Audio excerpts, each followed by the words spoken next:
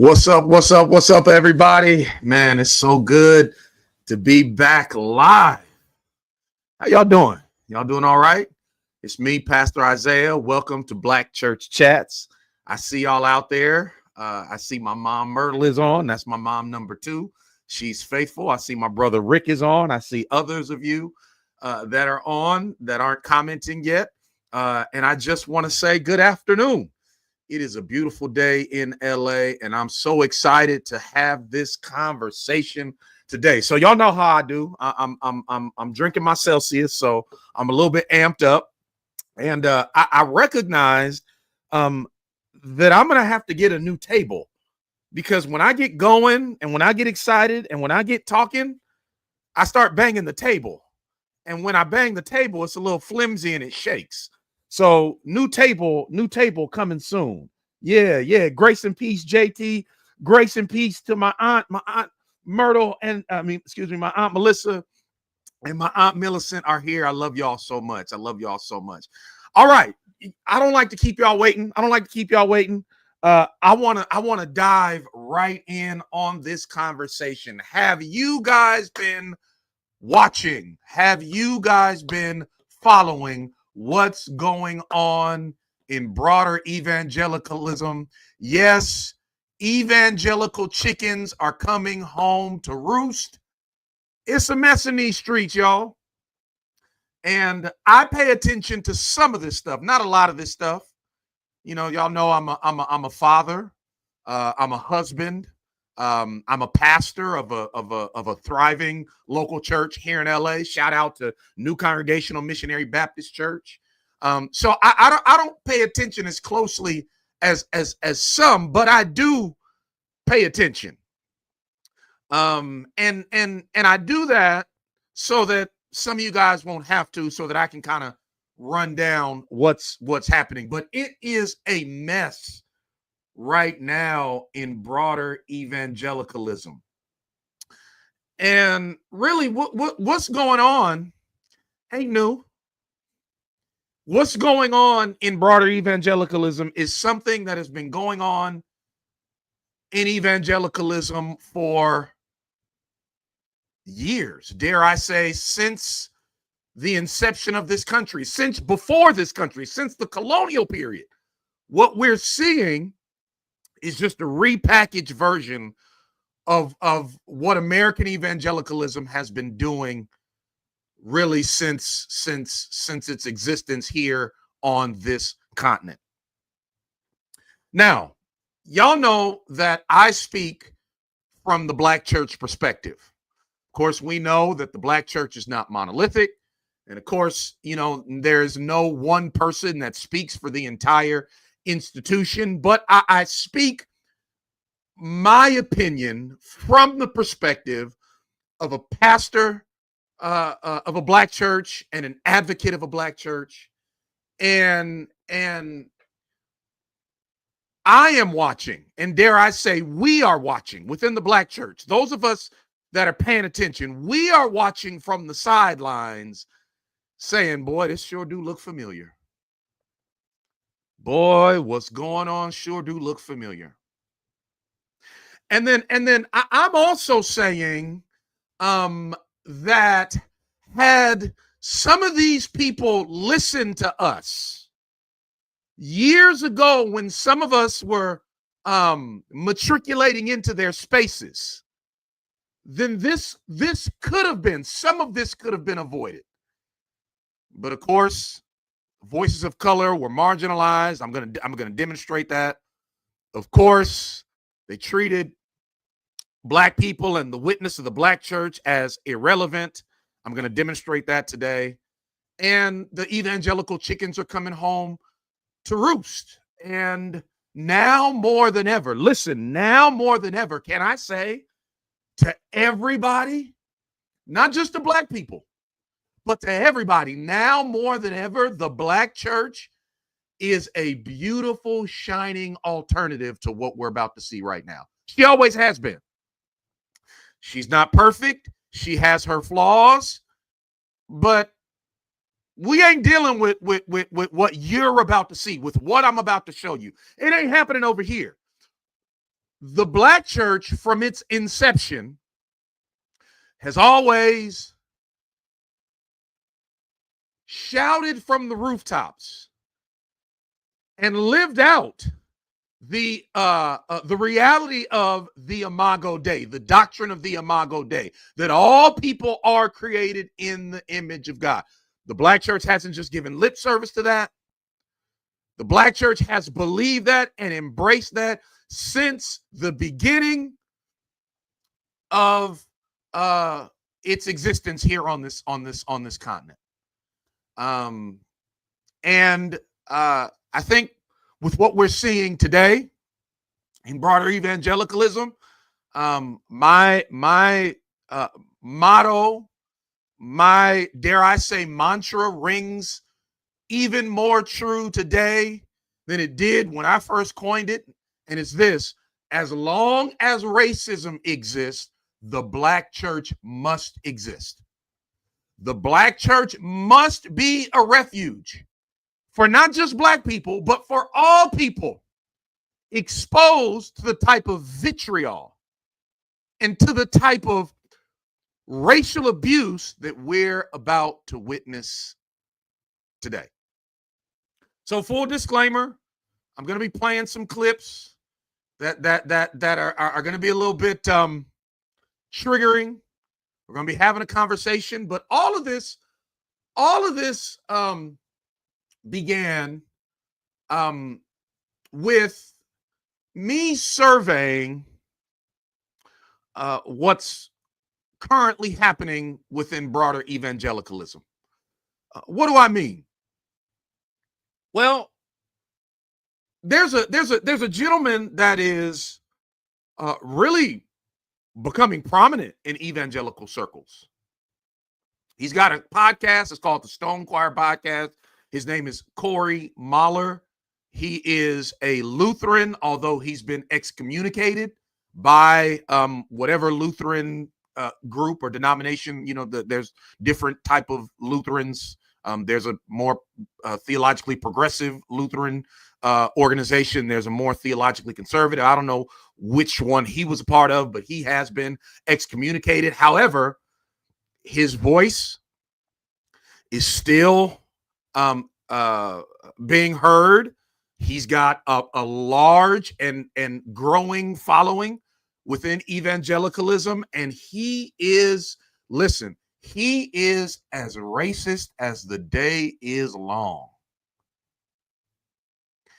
Now, I'm going to play some clips of some guys that claim that they're not racist, and they will say until the cows come home that there's not a racist bone in their body. Now, a lot of their rhetoric and a lot of their indifference towards black people and people of color betray those claims. However, there are those within American evangelicalism that will swear we are not racist. Well, that's not Corey Mahler. Corey Mahler is overtly racist. As a matter of fact, let me let you get a little taste of Corey Mahler. Ready? Let me let you get a little taste of Corey Mahler. Check this out. The heart of the issue in terms of how it relates to the gospel. You mentioned earlier that you think that black people are inferior to white people. Is that correct? On what metric? You said before that you believe. Okay, well, I guess I'll ask you because I've actually you said earlier.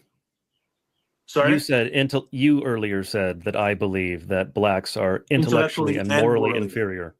Yeah. So you asked me if I agree with your earlier statement. Well, I was referring to something you said before. You said in the past that black people are morally inferior to white people. Are blacks intellectually and morally inferior? Yes. Okay. We can get into black criminality if you'd like, because that would be the moral inferiority. We can get into IQ if you'd like, because that would be intellectual. Okay. So let me just go back to the word of God. This is all hard data. So that's Corey Mahler. Blacks are inferior. Now, he's presenting himself as a theologian. He's presenting himself as a Christian. And although there are those trying to marginalize his voice, he's becoming more and more popular within evangelical circles. So much so that there's a debate that's happening. I believe the debate is happening tomorrow. I won't be tuning in. But the debate is between him and a guy by the name of Dr. James White. And I'm going to be talking about Dr. James White here in just a second. James White is going to be debating that guy, Corey Mahler. And guess what the debate topic is? Guess what the debate topic is? Can black people be sanctified by the Holy Spirit the same as white people can? So listen, that ought to let you know the fact that James White is taking this debate is showing that they are nervous because Corey Mahler's voice is becoming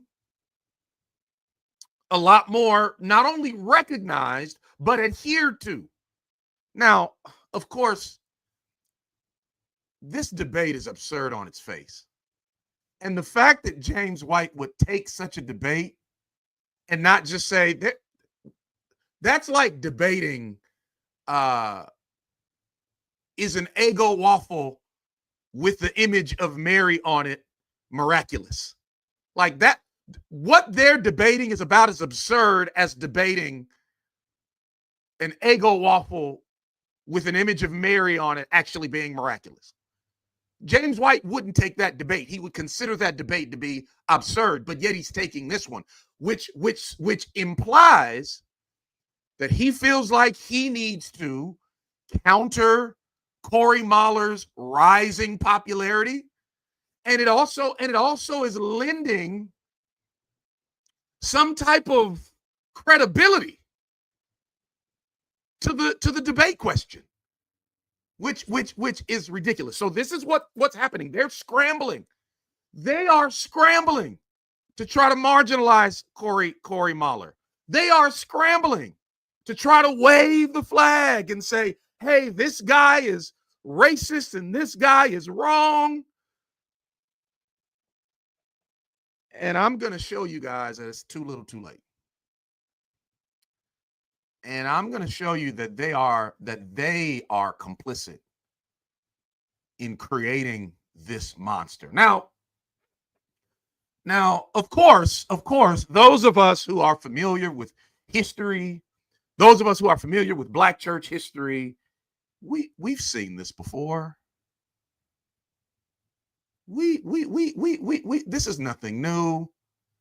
This might be taking broader evangelicalism by storm. Oh my gosh, how could Joel Webbin be saying? Oh, that's the other one. I'm going to talk about Joel Webbin in a second because that's the other guy that I want to introduce you to. But some evangelicals right now, they are clutching their pearls. Oh my gosh, where is this coming from? How are these guys gaining a following? Oh no. I'm going to show you guys today. We tried to call this out. When I say we, some of us were involved in some of these circles, some of these camps. We had taken time, 2010, some of us even earlier, taken time away from Black churches, entered into some of these evangelical spaces, reformed evangelical spaces. We enter these spaces naively. We enter these spaces with a lot of naivete, but we did enter these spaces. And once it became evident, oh, there's a lot of racism over here, we tried to speak out. We tried to speak out. As a matter of fact, let me show you something. Let me show you something. I want to show you first, before I show you this clip. I've introduced you to Corey Mahler. Okay. Nothing else needs to be said about Corey Mahler. All right. There's another guy by the name of Joel Webbin, who's a pastor. At one point, Joel Webbin actually pastored a church in San Diego. Now I think he pastors in Texas. He's a pastor. He leads a growing ministry called Right Response Ministries, and he's not. Listen, he's a little bit more slick than Corey Mahler. His racism is just as rabid, but he's a little bit more slick. Let me introduce you guys, those of you guys that aren't familiar with Joel Webbin. Let me introduce you guys to Joel Webbin. Check this out. When we moved to Texas, I needed to get a new cardiologist. And so my wife, she does a lot of this for me because before we had kids, she was an RN, and she knows a lot more than I do. I let her read those books. She read some medical books. Yeah. And so she's doing the research and looking at these things, and she shows me two doctors, both with this within the same practice, same company, hospital, and saying, do you like one over the other? And one was a young white dude, and one was a young black dude. And I said, I prefer the young white dude. And this is why. The reason why is not because I'm white, but because we currently live in a historical moment in the West, and particularly in these United States, where I know that both of these guys could be perfectly qualified. But I also know that if there's a chance that one of them was not qualified and was given a free pass, it'd be the black guy. I know that young white guy, there's no way he got a free pass. There's no way the white guy was treated special at all, says the guy who's treating the white guy special. That's Joel Webbin. He would not want to be seen by a black physician because in his mind, the black physician is unqualified. Not the same as blatantly saying, like Corey Mahler, black people are intellectually and morally inferior. But of course, it's implied. Let's hear a little bit more Joel Webbin, shall we? Isn't he lovely? Let's hear a little bit more Joel Webbin. Saying that providentially, in God's providence, there has been massive revival and Christendom established for the last 500 years, arguably 1,000 years if we go back to King Alfred, primarily in Western, predominantly white countries. My whiteness, right, is not appreciated here. And hated might have been a strong term at the time, but it was a subtle form of hate. It was discrimination. They don't hate whiteness. They hate Christ. They hate Christ. They don't hate patriarchy even. They hate Christ. It's just in God's providence. For 1,000 years, he's done a lot among white people.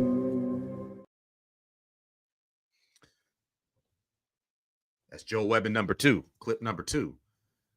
They always sort of tout this historical claim that God has sovereignly used Europeans to Christianize the known world, and the stalwart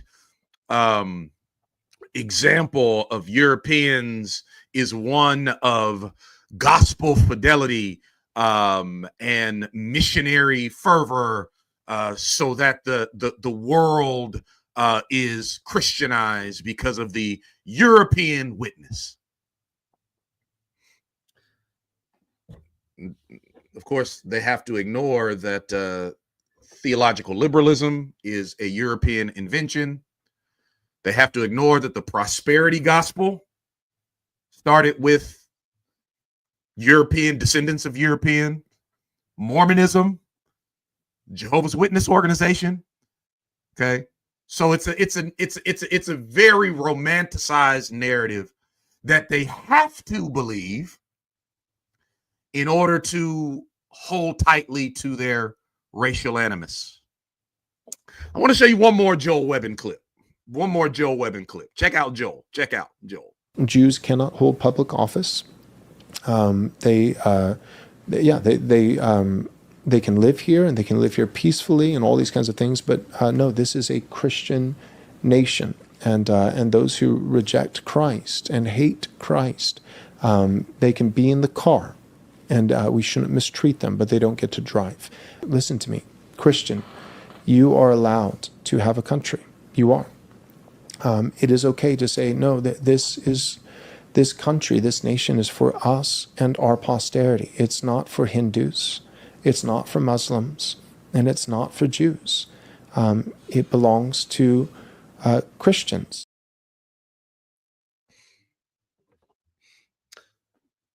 So these voices are, as I've said already in this broadcast, they are becoming louder and more adhered to, more popular. Their platforms are growing.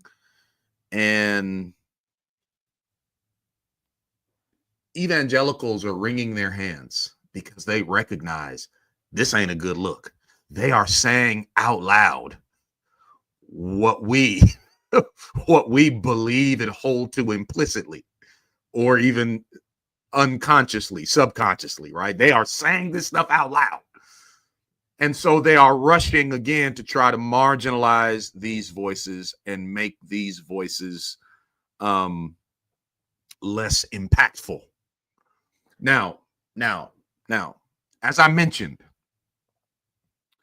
in the 2010s, maybe even 2000s and 2010s, some of these evangelical spaces received a lot of interest from people of color. People of color started to enter into these spaces. You have the young, restless, and reformed movement through hip hop artists like Lecrae and hip hop groups like the Cross Movement. Black people, Shy Lynn, Black people became interested in Reformed theology, became interested in voices like R.C. Sproul, John Piper, and others. And for a while, seemed to be one big happy family, right? Black people talking about Calvin and reading the Institutes. Black people, reading the Puritans and attending Together for the Gospel and conferences like that, right? It was one big happy family for a while. And then you had Trayvon Martin, Breonna Taylor. You had the ambivalence, the indifference coming from white brothers and sisters within those spaces. And Black people and others started to speak out. Marginalized people, people of color started to speak out within these spaces. Now, when I first entered into, and I'm so glad that I entered into the space and got out, right? By God's grace, I was delivered from the sunken place, and I am no longer there. But when I entered into these spaces, I was introduced to a group, and of course, this was like a subgroup. This was kind of like a fringe group at the time called the Kennist. I stumbled into a Facebook group, and I forget what the group was called, but it had Reformed in the name. And at that time, I was whatever that said Reformed on it, I was latching onto it. So I stumbled into this Facebook group, and initially the conversation was very cordial, and initially the conversation was very nice and all that. And then somebody posted something, and it happened to be a picture of an interracial couple. And the comments, like, miscegenation is from hell. And if you don't know what miscegenation is, that is essentially a pejorative term for interracial dating, interracial marriage. Miscegenation is from hell. I saw all these comments, right? And I'm like, whoa. And so I did some digging and I discovered that there are these people called Kenists that hold to Reformed soteriology, but they are racist as the day is long. And at that time, they were on the fringes. At that time, their voices were primarily muted. You didn't hear a lot from them. We knew they were around, but you didn't really hear a lot from them. And so then you start getting, Freddie Gray, you get Ahmaud Arbery, you get Trayvon Martin. We start to speak up. People start to speak up. Not me initially, because again, I was in the sunken place. It wasn't until later that I started to speak up. But others are speaking up. Ekemini Uwan, Jamar Tisby, Eric Mason, speaking up. And guess what? They weren't greeted warmly. There wasn't a rush to hear them and understand them and consider them. There was a rush to demonize them, to say that they were Marxist and critical race theorists. As a matter of fact, let me introduce you to James White. James White is the guy that's debating Corey Moller. And of course, the topic, I told you the topic. The topic of their debate is, can black people be sanctified by the Holy Spirit the same as white people? James White was one of the main guys blasting and lambasting black voices and voices of color, trying to call attention to the latent and explicit racism within these spaces. And they were swatted down without even batting an eye. Listen to this. Let me introduce you to James White. In this clip, James White is responding to an article written by Jamar Tisby. Jamar Tisby is trying to call attention to the racism that he sees, and he's trying to call attention to the fact that black people in some of these reformed and evangelical spaces feel unsafe. James White reads this article, and listen to this clip. Listen to how he responds. Color doesn't matter. It's irrelevant. Completely. We want spaces to lament when the next unarmed black person is killed by law enforcement. Now, this sounds to me like Black Lives Matter things. Now let me stop it right there. I'm gonna start it from the beginning, but let me stop it right there. Do you see the deflection? Jamar in the article says that we would like our white brothers and sisters to lament with us when unarmed black people are murdered by police officers. There wasn't even a consideration. There wasn't even a thought. There wasn't even like, There was a rush to say, this sounds like Black Lives Matter. The boogeyman. This is what they do. They take out these boogeymen. Black Lives Matter. Marxism. Critical race theory. These are all boogeymen, straw men. That said that deflects away from what's actually being said, poisons the well so that others will refuse to listen to Jamar, and allows for furthering the agenda of color blindness and essentially implicit and in some cases explicit racism. Jamar is trying to wave a flag. James White is saying, put your flag away. We do not care. As a matter of fact, your flag looks like a Black Lives Matter flag. Let me play it over again. Listen to James White. Listen to James Color White. doesn't matter. It's irrelevant. Completely. We want spaces to lament when the next unarmed black person is killed by law enforcement. Now, this sounds to me like Black Lives Matter things, not biblical things. Now, if I lived in Chicago, then there would be a need in the local church in Chicago to be making sure that everybody, it doesn't matter what, Latino, Asian, doesn't matter, that everybody in my fellowship was kept safe.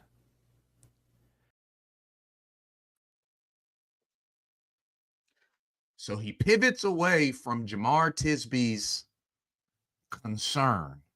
He says it's not biblical, but doesn't the Apostle Paul call Christians to weep when other Christians weep and rejoice when other Christians rejoice? I think that's somewhere in Romans 12, I believe. And then he pivots to something like a complete non sequitur. And he starts talking about violence in Chicago. Why do you think he's talking about violence in Chicago? Why? What is he trying to, what is he saying without actually saying it? He completely ignores Jamar. He completely ignores his concern. He completely ignores it, labels it as Black Lives Matter, and then pivots and says, you black people are really the problem. Look at what's going on in Chicago. And this is why I say that we are watching what is happening with Corey Mahler and what is happening with Joel Webbin is evangelical chickens coming home to roost. If this sounds familiar,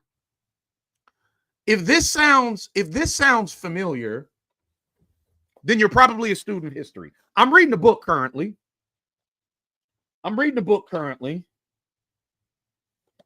the book that I'm reading is entitled The Religion of Whiteness. Very riveting book so far. But if any of this sounds familiar, it's because Dr. King, in his letter from a Birmingham jail, he said something, he wrote something very interesting.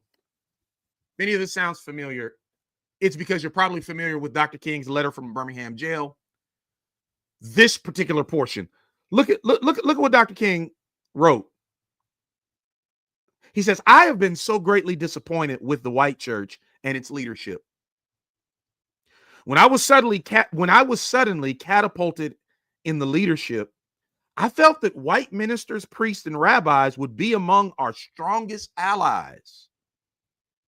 Instead, some have been outright opponents. All too many others have been more cautious than courageous and have remained silent behind the anesthetizing security of stained glass windows. In spite of my shattered dreams, I came to Birmingham with the hope that the white religious leadership of this community would see the justice of our cause and with deep moral concern would serve as a channel through which our just grievances could reach the power structure. I had hoped that each of you would understand, but again, I have been disappointed. In the midst of blatant injustices inflicted upon the Negro, I have watched white churchmen stand on the sideline and mouth pious irrelevancies and sanctimonious trivialities. I have looked at the South's beautiful churches with their lofty spires pointing heavenward. I have beheld the impressive outlines of her massive religious education buildings over and over. I have found myself asking, what kind of people worship here? Who is their God? In deep disappointment, I have wept over the laxity of the white church. In the white church's silence, in the white church's refusal to address the racial injustices happening all around them, what was simultaneously happening? Bull Connor was being emboldened. the KKK was being emboldened, as they marginalized freedom fighters and people just waving the flag saying, hey, hey, hey, something's happening here. Who did that benefit? The segregationists, the proponents of Jim Crow. It amplified their voice and muted the voices of those saying, hey, there's a problem here. And so again, I am speaking to you from the Black church perspective. We shocked and surprised is not necessarily how I feel. It's how they feel. It's not necessarily how I feel, because I know history. And because I know something that this book gets at. This book, I want to read another excerpt from this book. And I'm going to show you some other ways. I'm going to show you some other ways in which Mahler and Webben and those of their ilk have been emboldened and empowered by the very same people now trying to oppose them and refute them. I'm gonna show you, present to you clear ways that these monsters have been created by complicit milquetoast American evangelicalism. Now, listen. Similarly, when you look out at the landscape and you see the Hebrew Israelites out there, and you see the Black religious identity cults out there, those are the receipts of the Black church. So I don't want to paint a picture like some of them do, that their churches are horribly, woefully bankrupt and the Black church is pristine and perfect. No. What I am saying, though, is we ain't got no Imago Dei problems in the Black church. We certainly affirm that all of God's creatures deserve value, dignity. The Black church began upon that premise. And it continues to this day, by and large, to uphold the universality of the Imago Dei. Let me read this from this book. The problem of racial injustice in the United States cannot be addressed until we understand that we are not merely dealing with interpersonal racism or material racism or Christian nationalism or the Christian right. These all matter in vitally important ways, and we take them seriously. Listen to this. But in this book, we argue that something even larger is occurring, and that something larger, that race is religionized, and how it is so must be understood before progress can be made. So what they're saying is that Christianity is inextricably linked to the religion of whiteness, and it has been that way within American evangelicalism for centuries. Let me show you other ways in which Mahler and Webben and guys like them were emboldened and coddled.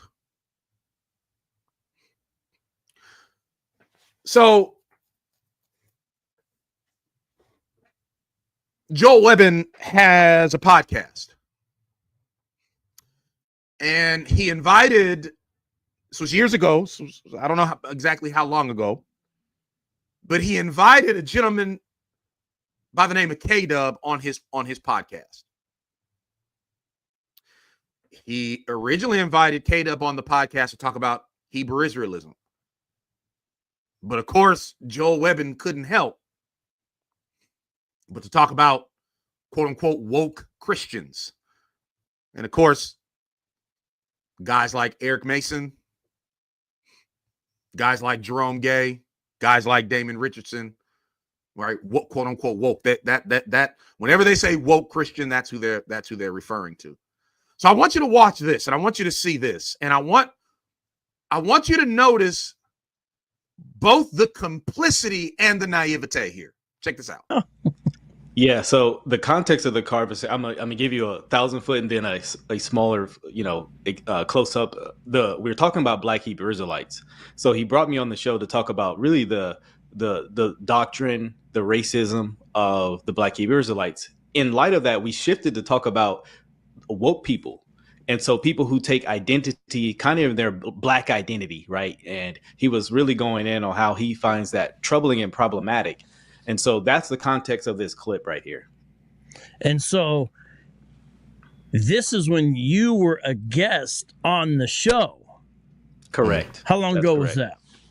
This had to be over 2 years now, when that was on. And he had you on to talk about Hebrew Israelism, right? That's correct. And in the context of that, he's saying these woke folks, they wouldn't be okay with interethnic marriage. That's what he's talking about Christians, right?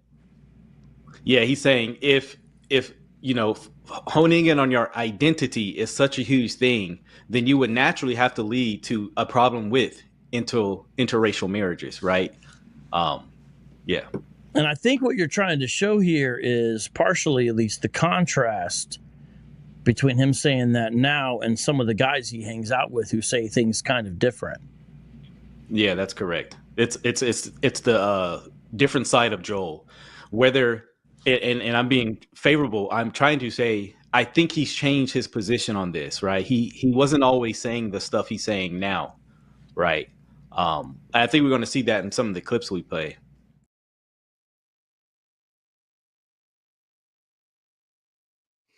All of a sudden, he's changed his position, and he's trying to be charitable, but you don't think some of that stuff was in his heart before? Now, notice.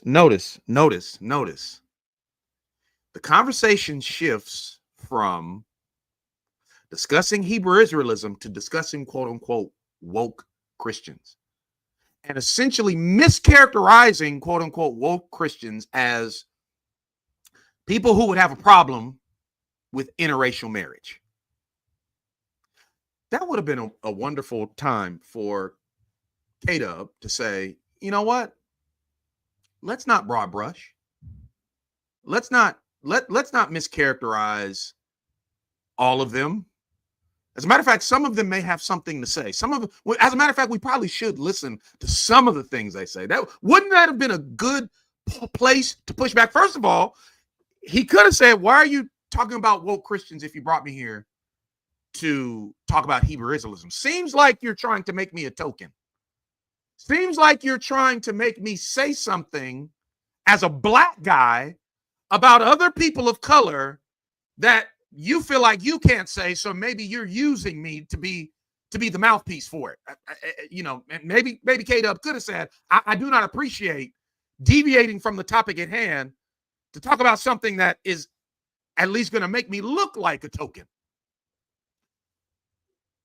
However, he doesn't show any nuance. He agrees with the assessment that's a logical conclusion, that if you're quote unquote woke, Black idolatry is the caricature. It's the false label that they try to heap upon guys like Mason and myself, right? That we idolize ethnicity. All that stuff is false. And then all of a sudden, like now, K-Dub is shocked by the turn that Webbin has taken. Well, now Webbin seems to not be a supporter of interracial marriage, and he seems different. How about maybe, I don't know Webbin's heart, But could it be that all of that was there in his heart to begin with? And lack of courage, lack of hearing somebody speak truth to him about some of these issues emboldened him and led him further into his racism. Now he has a black guy that is essentially co-signing his unfortunate and wrong views of people that are just trying to bring attention to something that exists in those spaces. Do you see why I called this Evangelical Chickens Are Coming Home to Roost? Let me tell you a story, and then I'm going to show you. After I tell you the story, I'm going to show you a couple more clips.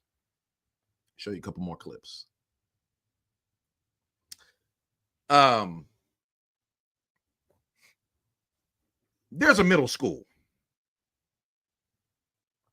And this middle school has a thriving student store where students can go and get pencils and little knickknacks and snacks and things of that nature. As a matter of fact, the student store is so thriving, they don't even notice it when groups of kids come in and burglarize the student store.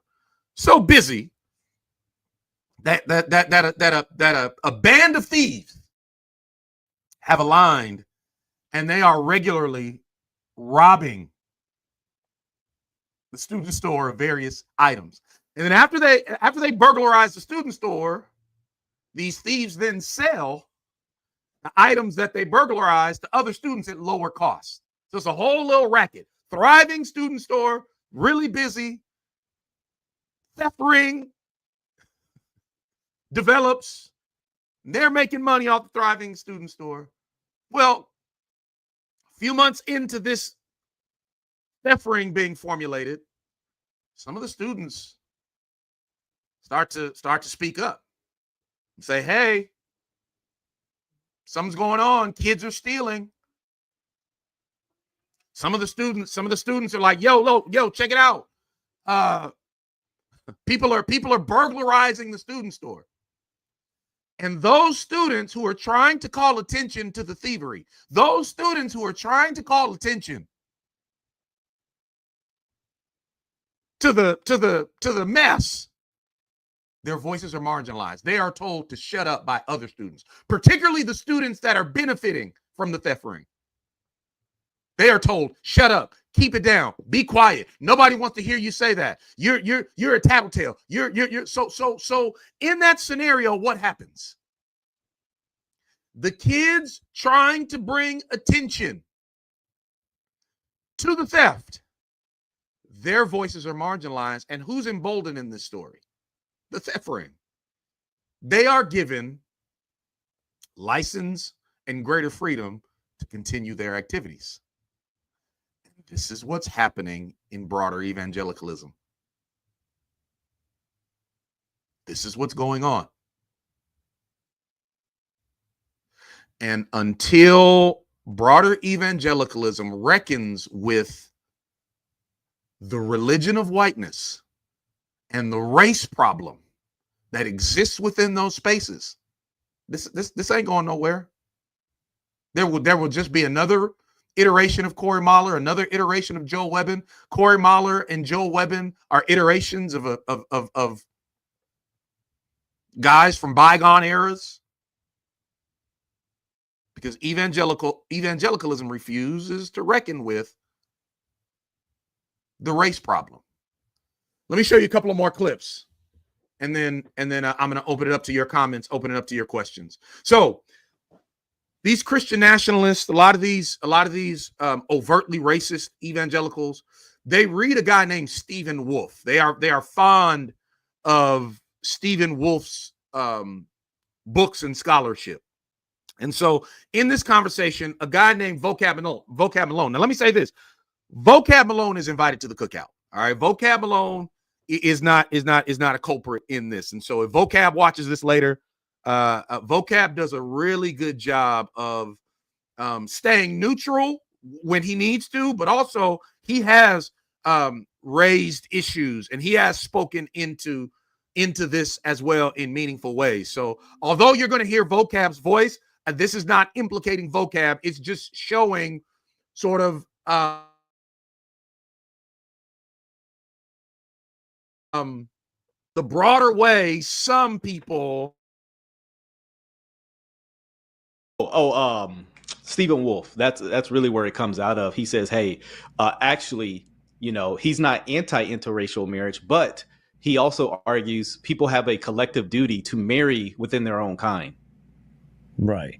So Stephen Wolf is the author of The Case for Christian Nationalism. And the main place these discussions are heard as far as larger scale social media is on X or Twitter. You see a lot of it on there. And for a while I ignored it because I viewed it as just like basically it looks like the left is trying to slander any politically conservative Christians as Christian nationalists. But then some of this started bubbling to the surface, and I was like, well, wait. In elements of this, there seem to be some actual theological problems, and this is something different. So again, I'm not implicating Vocab. I'm just highlighting the problem there. People on the left, they were trying to wave the flag on Stephen Wolf, and they were ignored. They're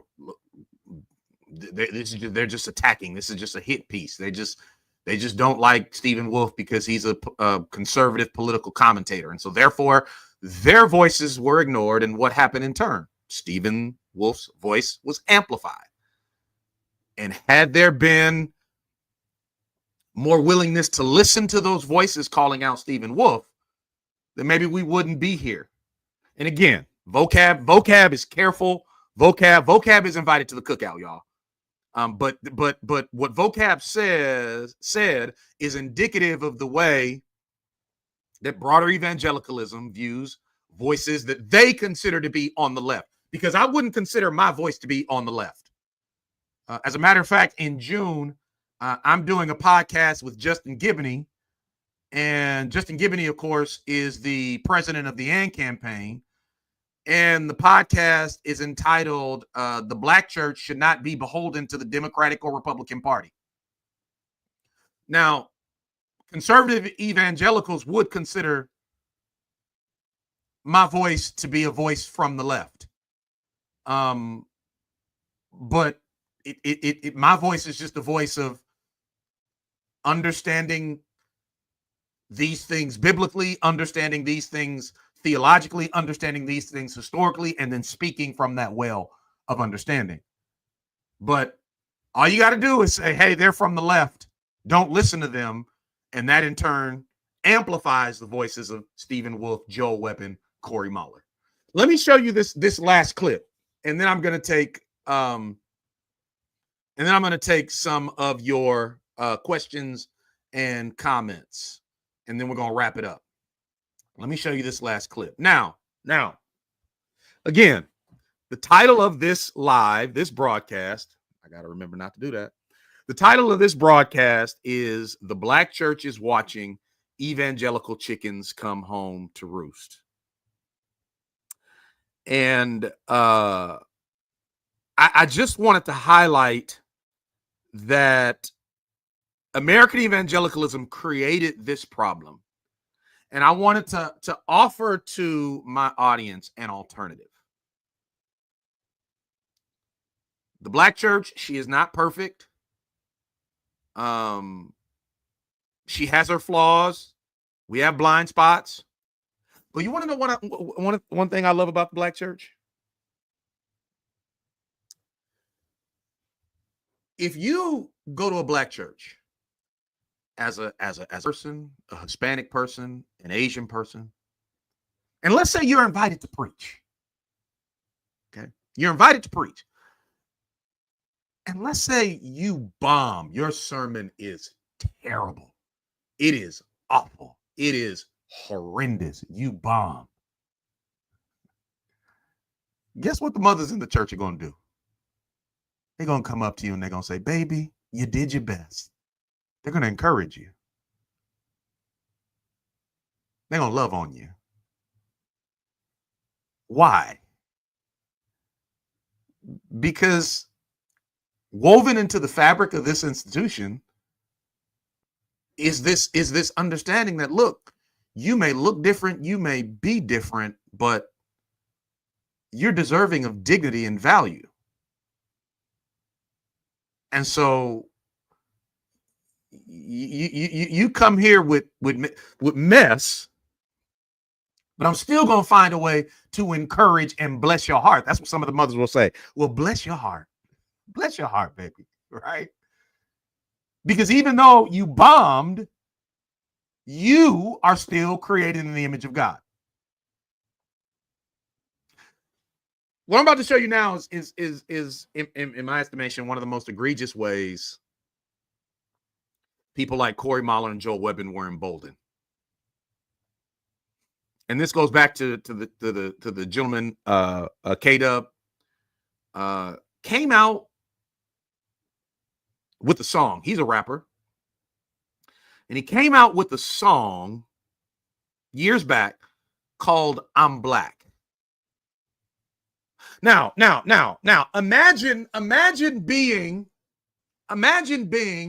a racist professing Christian watching this clip I'm about to show you.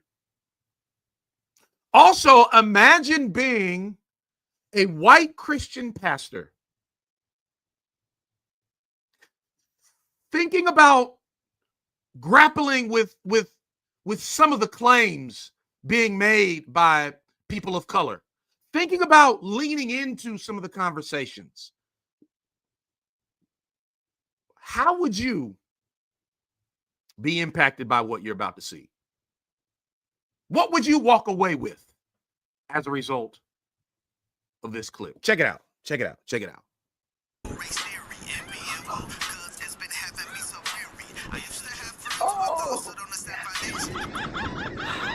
Now, Pastor's really been getting on us about social justice issue. I just don't know what to do. If only there was a way to show my repentance. A black man! Yes, thank you! Pastor, I'm gonna text you. Come on, he's coming!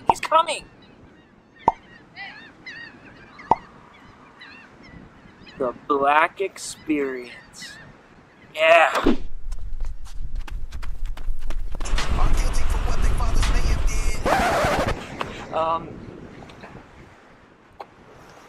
How are you today? Whoa, take it easy, big fella. But wonderful weather we're having here in America, huh? How are you doing? Yeah, how do you feel now that racist, white supremacist, bigoted President Donald Trump is out of office, How's it going?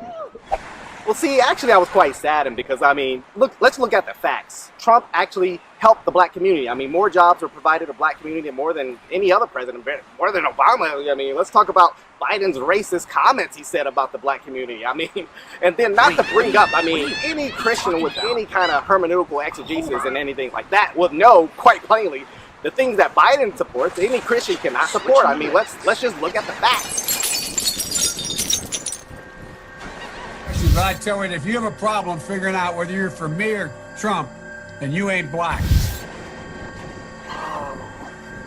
You're not even black. I'm out of here. What about my black experience?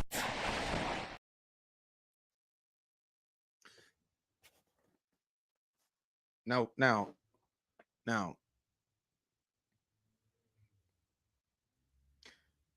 Imagine being Corey Mahler, Joel Webbin, watching that. You are mocking a pastor that is really trying to understand these things. A pastor that seems like he's willing to grapple with his own implicit, explicit racism. A pastor that seems like he's trying to understand things, albeit, you know, the guy was a little bit excitable, but he wants to understand these things, and that pastor is being mocked. That heart, that posture is being mocked. And you don't think the Corey Mahlers and the Joel Webbins of the world see that? And they're like, yeah, that's how ridiculous all that. And then did you see the white pastor that's trying to understand these things, puts on glasses, and it says CRT? That's the boogeyman. Don't listen to these guys. Marginalize these guys, because all they are critical race theorists beholden to Marxist, Gramscian ideologies. Don't listen to them. So then you effectively drum all those voices out of the spaces, and who remains? Corey Mahler and Joel Webbin. And who fills that vacuum? Corey Mahler and Joel Webbin. And now you're trying to debate Corey Mahler and Joel Webbin, and they're looking at you saying, what do you mean? You sound like the critical race theorists. So in that one clip, and then it was a whole song, but in that one clip, there is an emboldening of the racist and a marginalizing and ostracizing of the one trying to understand and deal with and ultimately eradicate racism. And this is why I say evangelical chickens are coming home to roost, because James White in a few days, I think tomorrow, will be debating an ideology he coddled and helped to embolden. Look at this real quick. This is going to be the last clip. I know I said that was going to be the last clip. This is going to be the last clip. Check this out. Again, Ekemini Wan, Truth's Table. Another voice. She was trying to speak into what was going on. She was trying to help our precious white brothers and sisters. And this was James White's response. Lunch, I said, a little over a year ago, I'm texting Summer going, what does this word mean? And what is that about? And because all of a sudden the door got kicked in last spring in the church. And here's the problem. What came running through uses our lexicon, but has redefined the terminology based upon critical theory. Yeah. And the vast majority of certainly of my generation is clueless. We're sitting here when we see Ekemini Uwan at the Sparrow Conference. Are you guys going to do anything on that? Yeah. I don't know. I would highly recommend it. I haven't talked to Summer about it, but I feel like maybe we did have something planned. Yeah, that would be a really good idea, because it's a women's conference. It's about peacemaking. Da da da da da da da da da. And this woman is sitting there, a graduate, master's divinity graduate from Westminster Seminary in Philadelphia. That's what blew my mind. Yeah. Is sitting there talking about the wickedness of whiteness. Right. And that it's something you need to repent of. Mm-hmm. Now, people in my society, in my age group, are sitting here going, how do I repent of whiteness? Mm-hmm. I don't get it. So there's obvious. Did you see James White look down at his hands? How do I repent of whiteness? He thinks that when the term whiteness is used, we're referencing some type of phenotypical appearance. When if he really wanted to understand and not just caricature Ekemini, he would discover that whiteness is an ideology that people can embrace and adopt and be immersed into. It's not, whiteness is something that impacts all hues and all colors. And Ekemini Wan was trying to say something. Now, again, there is a level of fragility around these issues. Knee-jerk reactions, because he hears whiteness and he automatically thinks white skin. When that's, if he would listen and talk to Ekemini and study history, he would discover that whiteness has nothing to do with skin complexion as much as it does an incorporation into an ideology. And there's a lot that comes along with that ideology that has been injurious and harmful to indigenous people and people of color.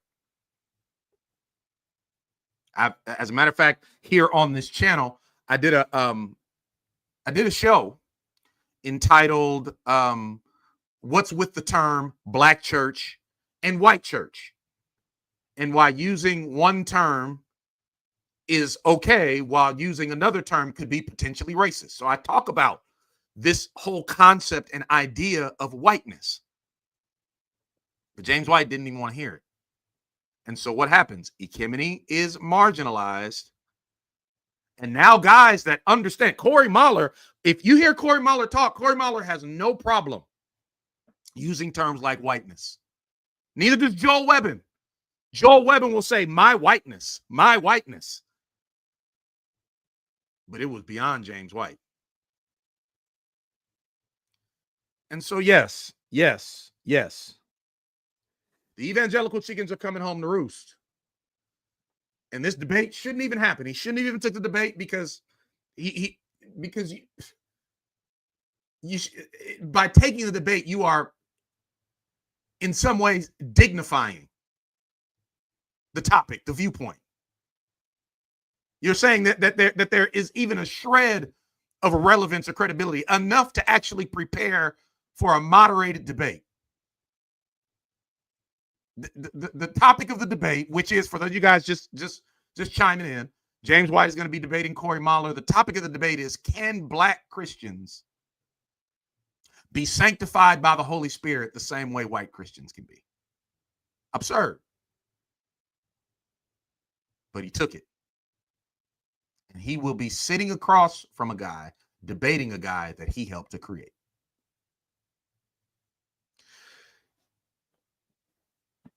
But the Black church is here, y'all. And as long as racism exists, the Black church must exist and she must thrive. We are seeing examples of why the Black church needs to be a viable option for weary and racially abused believers. We are seeing why the Black church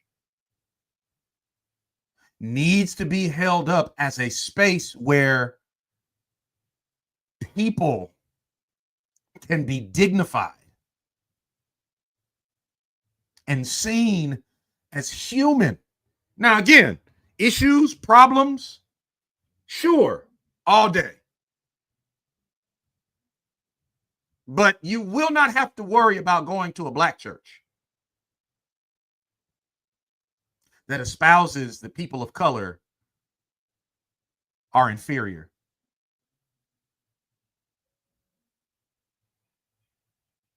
So let me now take your comments. It's 5:16. Let me now take your comments.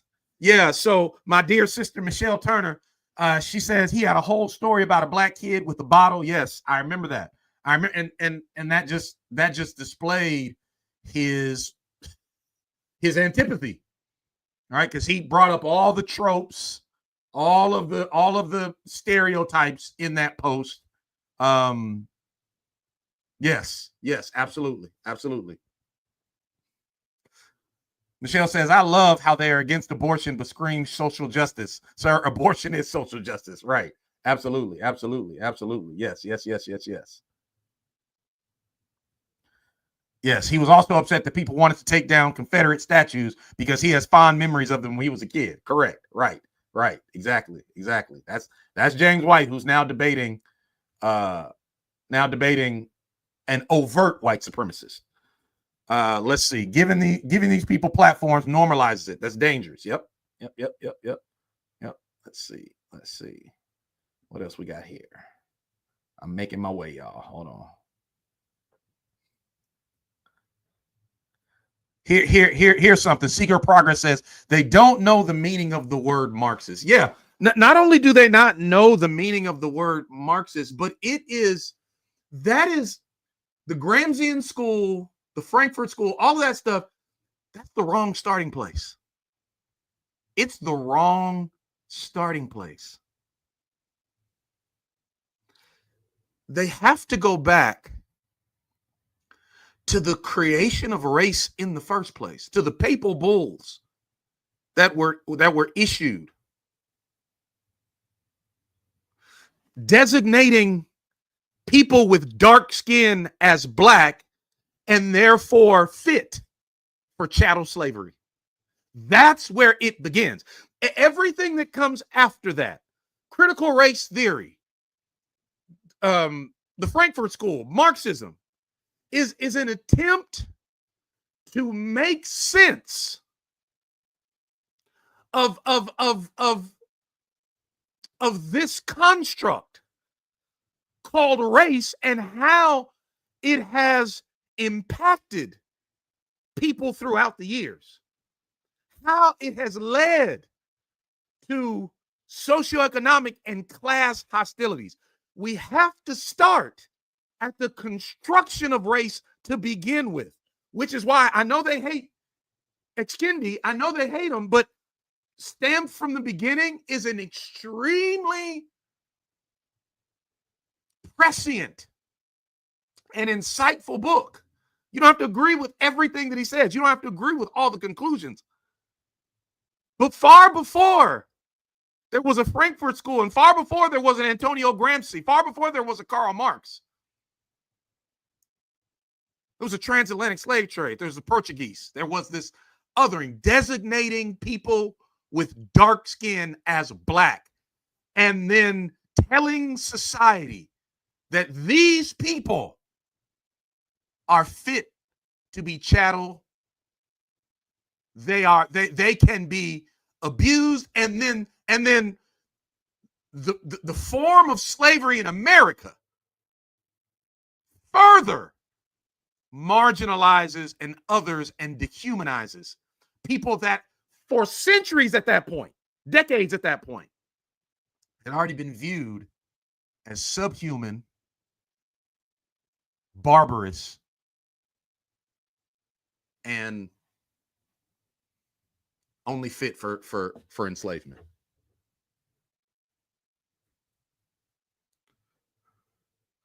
All right.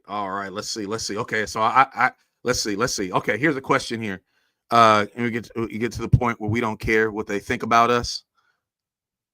Yeah. Look, I wake up every day, kiss my wife, take care of my kids.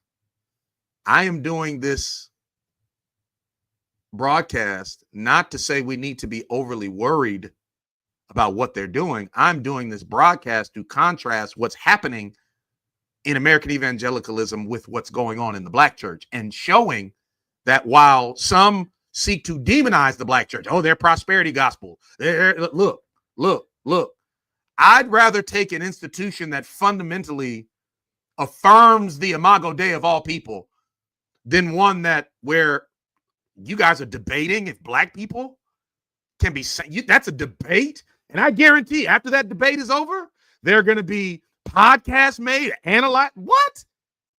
Come on, son. So no, it's not being overly worried about what they think about us. It's calling out the blind spots and saying, hey, there is an alternative to the foolishness that's going on in American evangelicalism. And it's called the black church. Come on home.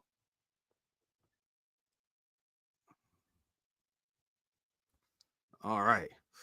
When the white church speaks of wanting racial reconciliation, they are already having the wrong conversation. We still need racial conciliation, the fundamental difference that matters. Yeah. And you know what?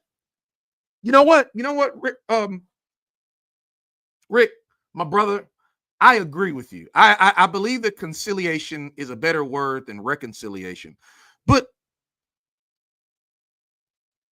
when I think about guys like Philip Anthony Mitchell, who's Trinidadian, and Samuel Say, who is Ghanaian, I think about like the disconnect that exists between African Americans and other people of African descent that are not American descendants of slaves. Like there's a chasm that exists between African Americans and descendants of Africans throughout the diaspora. And I think that's something that we really need to think about as well.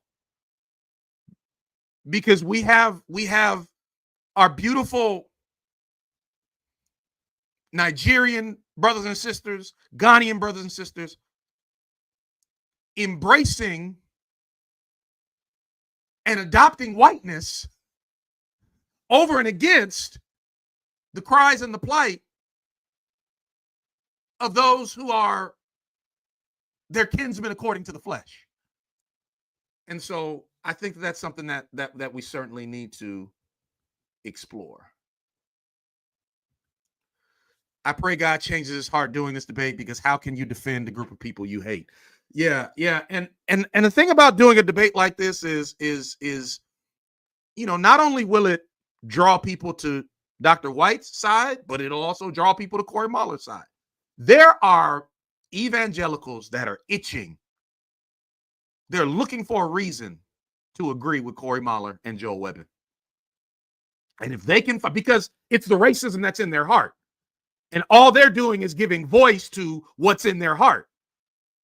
And so if they can find a way to theologize it, if they can find a way to embrace these racist views without violating their creeds, they're going to do it. So there are going to be people, because of this debate, that go with Corey Mahler, that might not have never even heard of Corey Mahler, but now they're hearing about him because James White is entertaining this debate, which is asinine. This debate shouldn't even be entertained.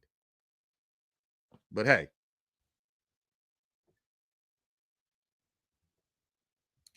we can't be silent. We must speak out. That's right.